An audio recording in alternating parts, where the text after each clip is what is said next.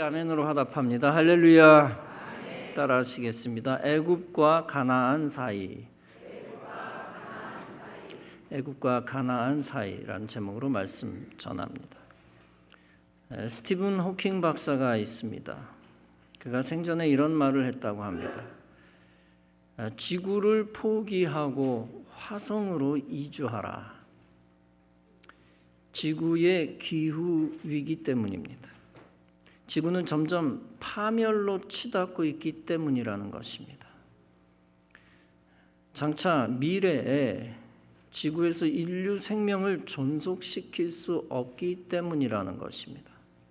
따라서 다른 천체에서 후손의 생명을 존속해 나가라 하는 겁니다. 이 말은 그의 진심이 담겨 있는 것인지 정확히 알 수는 없습니다. 과장인지 어떤 비유인지 비아냥인지 정확히 알 수는 없습니다. 그러나 한 가지, 그가 진심으로 한 말이라면 그는 헛똑똑이입니다. 왜냐하면 인류는 절대 화성으로 이주하여 살 수 없기 때문입니다.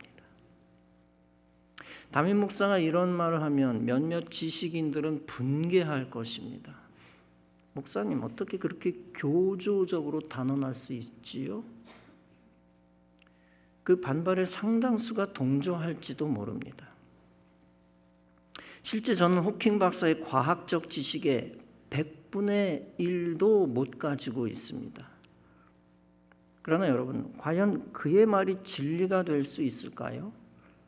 그가 저보다 100배, 1000배의 과학 지식을 가지고 있다고 해서 그가 예언자가 될 수 있을까요? 여러분, 결코 예언과 예견은 과학적 지식으로 하는 것이 아닙니다. 제가 단언하는 이유는 성경에 근거하는 것입니다. 성경에서 하나님은 인류에게 명령하셨습니다. 생육하고 번성하며 땅에 충만하라고 했습니다. 인간이 생존할 터전은 지구밖에 없는 것입니다. 바닷속에 거주하라 라고 말씀하신 적이 없습니다. 월면에 터를 세우라고 말씀하신 적도 없습니다. 도시를 공중부양시켜 건설하라는 말씀도 하지 않으셨습니다. 이쯤 되면 또 인본주의자들이 달려들 것입니다. 수천 년 전에 성경의 신화적 담론을 오늘의 담론으로 적용할 수 있는 거 아닙니까? 어떤 환경도 개발해야 하는 거 아닙니까? 물론 맞는 말입니다. 하나님의 명령, 땅을 정복하라는 말 속에는 그런 의미도 있습니다. 인간은 하나님이 주신 지혜와 능력과 지식을 최대한 활용해야 합니다. 그것을 가지고 인류 공존을 위해 환경을 변화시켜야 합니다. 그러나 하나님이 정한 테두리 안에서만 가능한 것입니다. 인간이 배, 선박을 만드는 것은 하나님의 예정 속에서 허락된 것입니다. 심지어 비행기와 우주선과 잠수함을 만드는 것도 마찬가지입니다. 하나님의 큰 그림 속에서 예정되었고 선물로 허락된 것입니다. 따라서 바다 위에서 하늘에서 수백 명, 수천 명이 돌아다닙니다. 심지어 바닷속에서도 수십 명이 돌아다닙니다. 그러나 인간이 영원히 하늘에서 바닷속에서 살 수는 없습니다. 반드시 공항으로 돌아와야 하고 항구로 돌아와야 합니다. 복귀해야 합니다. 그렇지 않으면 인간은 다 죽습니다. 몇 사람이 우주 정거장에서 몇 달 거할 수는 있습니다. 그러나 그들도 다시 지구로 복귀해야 합니다. 인간이 집단적으로 타 행성으로 이주하는 것은 불가능합니다. 왜냐하면 그것은 하나님이 허락하신 장소가 아니기 때문입니다. 태양은 사람과 동식물과 지구 생명의 근거가 됩니다. 그러나 사람이 태양 근처로 접근하는 것을 하나님이 허락하지 않으셨습니다. 달까지는 여행하고 올 수 있습니다. 그러나 달에 집단 이주하는 것은 인간에게 허락된 영역이 아닙니다. 1000번 양보해서 인간이 화성까지 여행하고 올 수는 있습니다. 그러나 인간 육체가 화성에 정착하는 것은 인간 능력 밖의 일입니다. 인간이 태양빛을 적절하게 사용하는 것은 허락된 영역입니다. 그러나 인간이 작은 태양을 만들겠다고 하는 것은 금지 영역입니다. 아무리 핵융합 타령하고 성공 가능성 타령해도 소용없습니다. 몇 날 며칠 지속 가능한 작은 태양은 불가능하죠. 그 이상은 불가능하죠. 바벨탑과 같습니다. 여러분, 바벨탑이 왜 하나님을 대적하는 것입니까? 단순히 높은 건물을 세웠기 때문이라고 오해하는 사람도 있습니다. 그러나 실제로는 그것이 이유가 아닙니다. 바벨탑이 하나님을 대적한 이유는 하나님의 영역을 침범하는 것 때문입니다. 그들이 무엇이라고 말했습니까? 그 탑 꼭대기를 하늘에 닿게 하여 우리 이름을 내고 온 지면에 흩어짐을 면하자.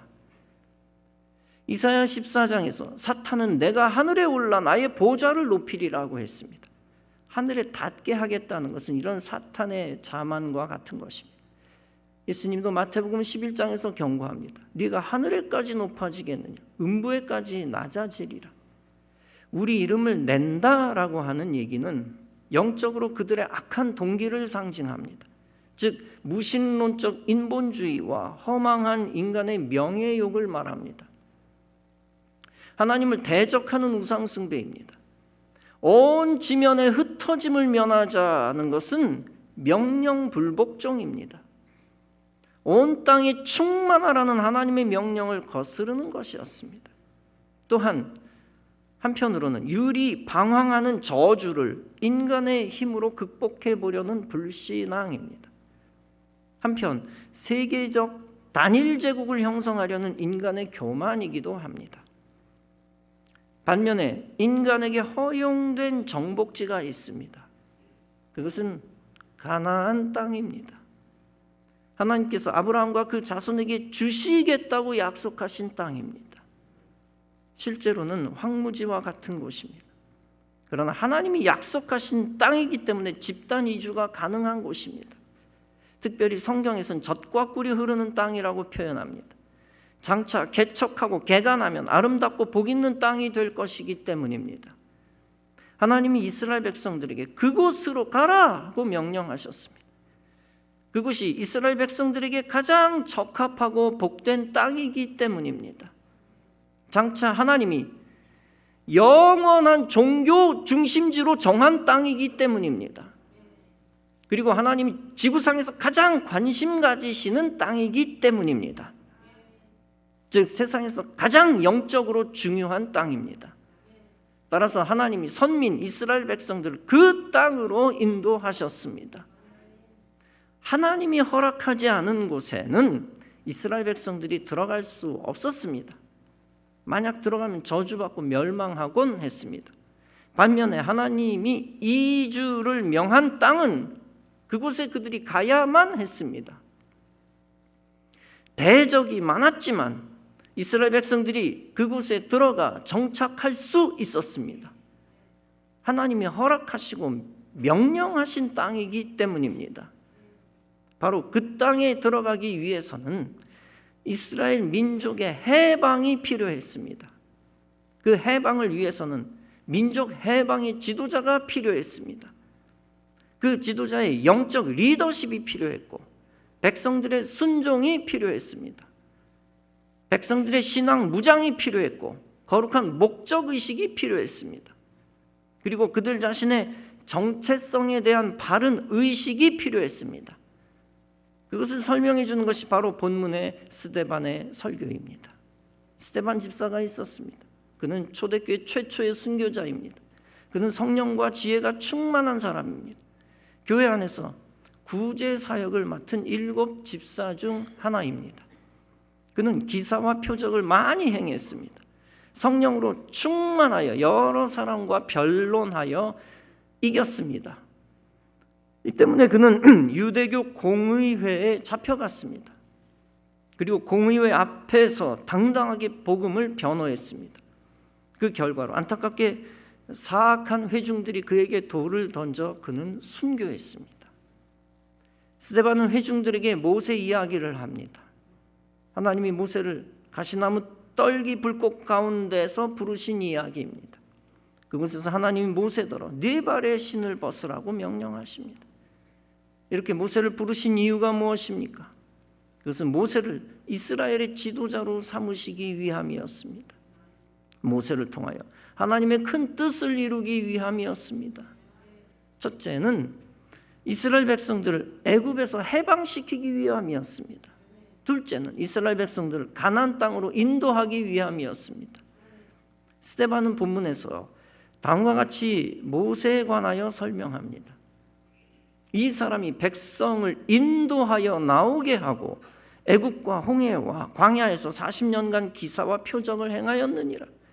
즉 하나님이 모세를 통하여 이스라엘 백성들을 해방시켰다는 얘기입니다. 그리고 하나님이 모세를 통하여 40년간 기적을 일으키셨다는 것입니다. 어떤 기적입니까? 애굽에서 10가지 재앙을 내려 애굽 왕, 즉 이집트 왕 파라오를 굴복시킨 기적입니다. 홍해를 건너 애굽을 탈출해 광야로 들어간 기적입니다. 그리고 광야에서 하나님이 이스라엘 백성들을 살리신 기적입니다. 그러면서 스데반은 계속 말합니다. 이스라엘 자손에 대하여 하나님이 너희 형제 가운데서 나와 같은 선지자를 세우리라 하던 자가 곧 이 모세라. 시내산에서 말하던 그 천사와 우리 조상들과 함께 광야 교회에 있었고 또 살아있는 말씀을 받아 우리에게 주던 자가 이 사람이라. 여기서 중요한 개념이 다름 아니라 광야 교회입니다. 모세가 광야 교회에 있었다고 했습니다. 광야 교회는 무엇입니까? 다름 아니라 해방되어 가나안으로 가는 이스라엘 백성 전체입니다. 과거에는 애굽에 속해 있던 하나님 백성 공동체입니다. 지금은 하나님의 이끌림을 받아 이동하고 전진하고 있습니다. 미래에는 하나님이 약속하신 가나안 땅으로 갈 신앙 공동체입니다.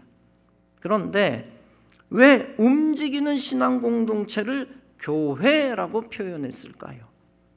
언젠가 말씀드렸다시피 성막을 중심으로 예배드리며 전진하기 때문입니다.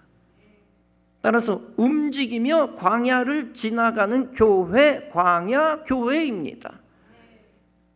애굽과 가나안 사이에 있는 광야 교회입니다. 만약 이스라엘 백성이 하나님 신앙이 없었다면 이미 교회가 아닙니다. 그냥 집단에 불과하죠. 그렇다면 그들 입장에서 애굽은 과거의 제국일 뿐입니다.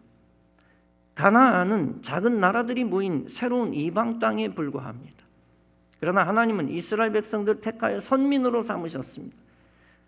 하나님은 이스라엘 백성들을 우상 숭배 나라에서 해방시키셨습니다. 하나님은 성막 중심으로 이스라엘 백성들을 이동시키셨습니다. 그리고 하나님은 이스라엘 백성들을 약속의 땅으로 이끌고 계십니다. 따라서 광야 교회된 이스라엘 백성들 입장에서는 믿음의 눈으로 보면 애굽은 죄악 세상입니다. 그들이 지나고 있는 광야는 고난 많은 인생길입니다. 그리고 그들이 정착할 약속의 땅 가나안은 하나님 나라 영원한 천국입니다. 그러므로 이스라엘 백성들은 광야 교회 교인으로서 믿음과 사명을 가졌습니다. 따라서 그들에게 금지된 것이 생겼습니다. 또 동시에 그들에게 의무가 생겼습니다. 거룩한 의무. 그들에게 금지된 것이 무엇입니까? 그것은 다시 애굽을 동경하거나 애굽으로 돌아가는 것입니다. 애굽의 노예 생활로 돌아가는 것이고 애굽 신을 섬기는 것입니다. 지도자 모세의 지도를 거부하고 다른 방향으로 트는 것입니다. 또한 하나님이 정한 목적지를 거부하고 광야에 남는 것입니다. 그것이 금지된 것들입니다. 한편 그들에게 내려진 거룩한 임무가 무엇입니까? 하나님이 약속하신 가나안으로 무조건 진군하는 것입니다.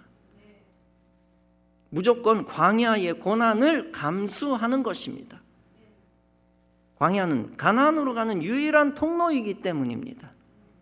백성들을 가나안으로 이끄는 모세의 지도에 무조건 순종하는 것도 그들의 의무입니다.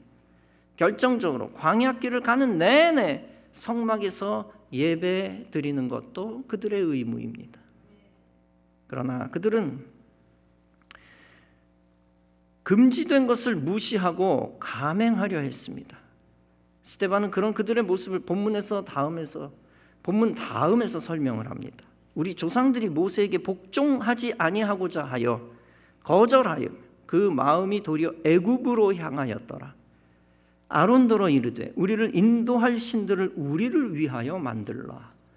여호와를 버리고 다른 신을 만들자라는 거죠.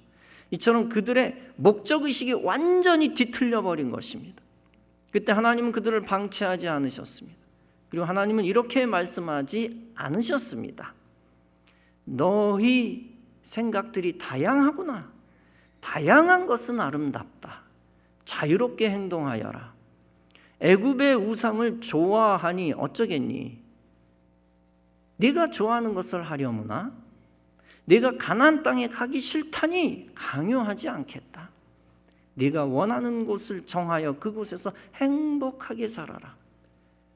그동안 광야에서 고생 많았다. 하나님 절대 이렇게 모세를 부르신 목적을 헛되이 하지 않으셨습니다. 반대로 끝까지 광야 교회를 모세를 통하여 약속의 땅으로 인도하셨습니다. 그리고 애굽으로 돌아가고자 하는 자손들을 멸망시키셨습니다.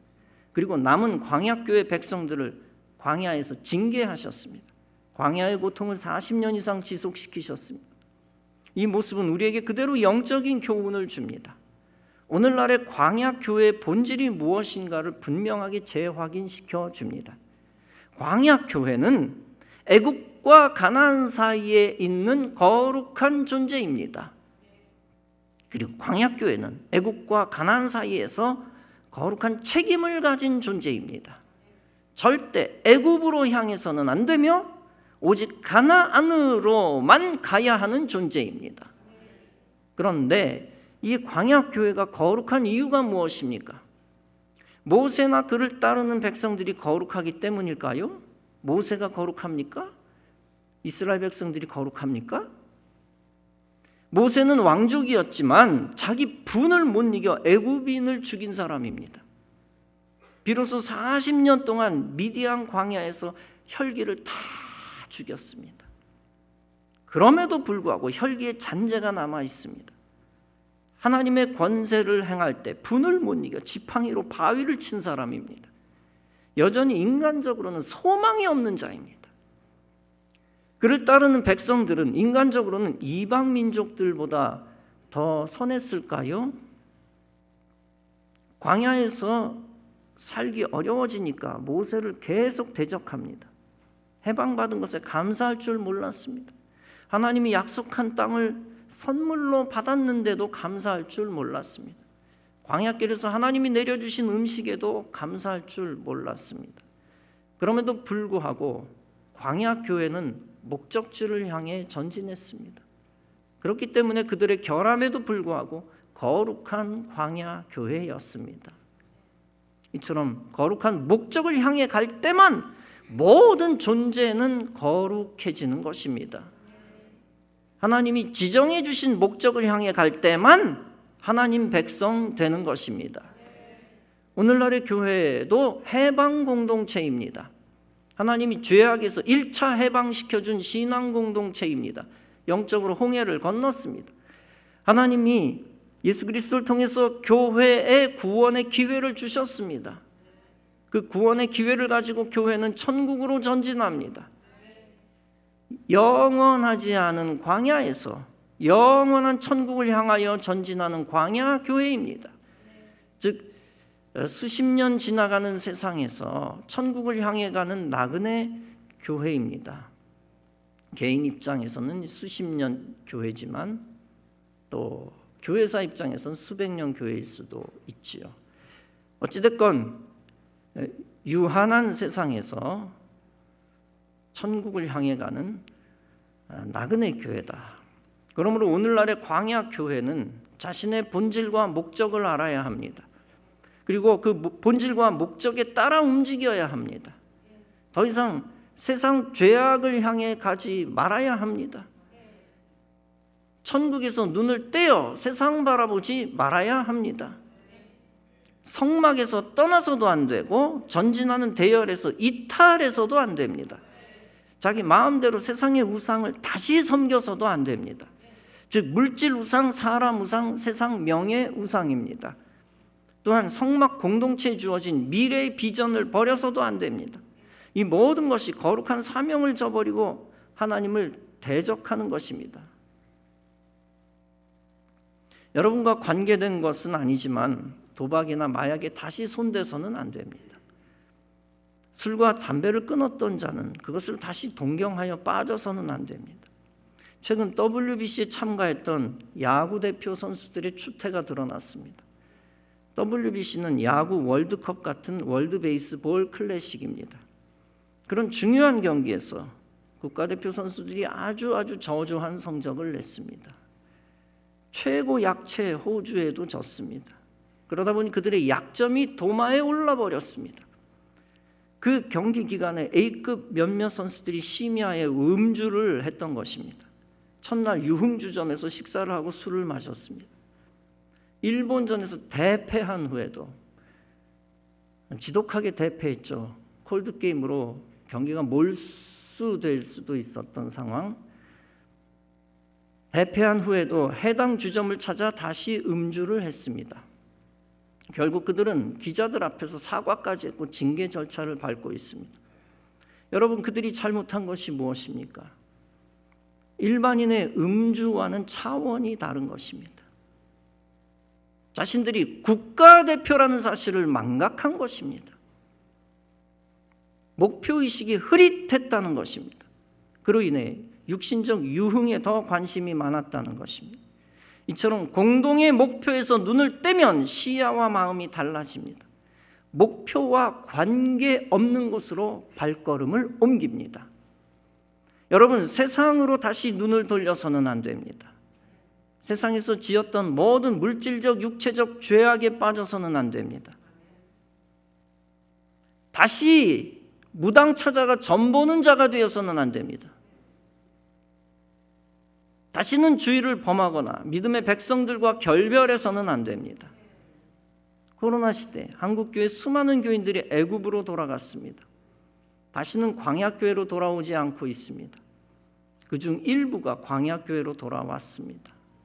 그들이 다시 애굽 세상으로 돌아간다면 더 이상 소망이 없습니다. 세상 권세, 명예, 물질, 사람 이런 것들을 다 잃어버리는 한이 있더라도 상관없습니다. 절대 영적 지옥 애굽으로 돌아가서는 안 됩니다. 심지어 목숨을 잃는 한이 있더라도 상관없습니다. 세상이라는 우상을 다시 섬겨서는 안 됩니다. 애굽으로 돌아가 노예가 되느니 성막에서 장례를 치르는 것이 낫습니다.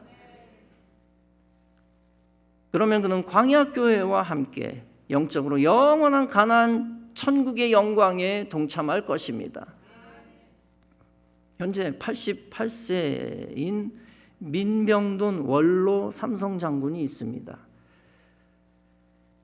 그는 목표의식이 분명한 사람이었습니다. 그에게는 사람의 의보다 나라, 국가의 안위가 더 중요했습니다. 노태우 대통령이 오래전 인기가 떨어지고 있었습니다.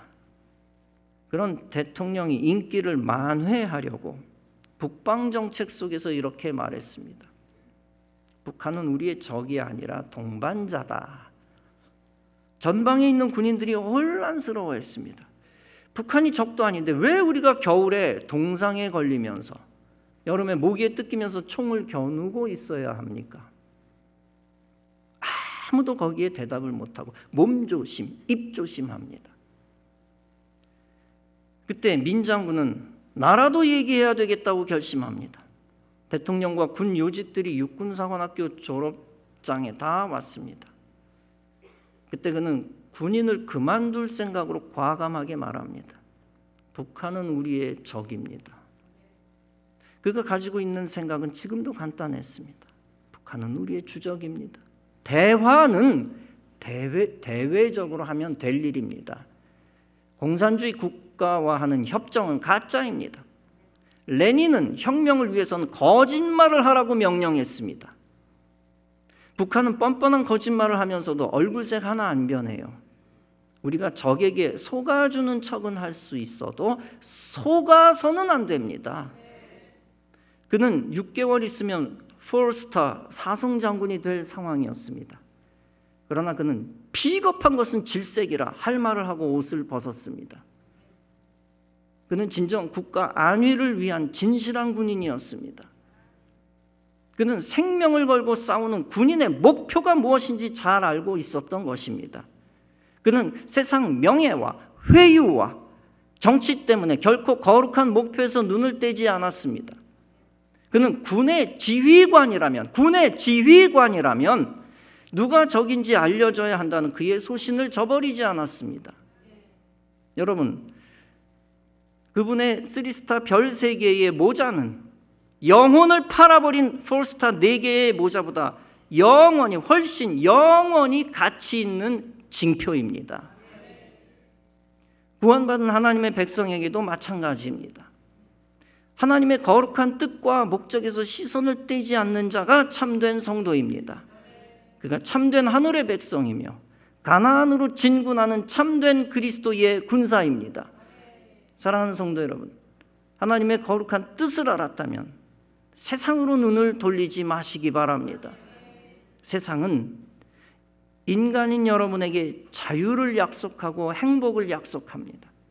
그러나 하나님 주신 믿음과 사명을 저버리면서 세상을 다시 섬기면 위험합니다. 그러면 여러분은 하나님 나라와 그 영광과 생명을 놓칩니다. 그리고 하나님이 복을 주시지 않기 때문에 세상에서도 멸망합니다. 오직 성도가 살 길은 광야교회의 본질과 정체성을 아는 길입니다. 그리고 그 광야교회의 사명을 가나안 갈 때까지 붙드는 것입니다. 그 사명은 하나님 주신 크고 작은 목표입니다. 광야교회를 완성시키는 목표이며 이 땅에서 하나님의 뜻을 이루는 것입니다. 이 땅에서 하나님의 영광을 위해 사는 것이고 성화되는 것입니다. 그리고 영원한 하나님 나라에서 주님과 영원 복락을 누리는 것입니다. 애굽과 가나안 사이에서 광야 교회를 지키는 참된 그리스도인 다 되어지시기를 주님의 이름으로 축원합니다. 기도하시겠습니다.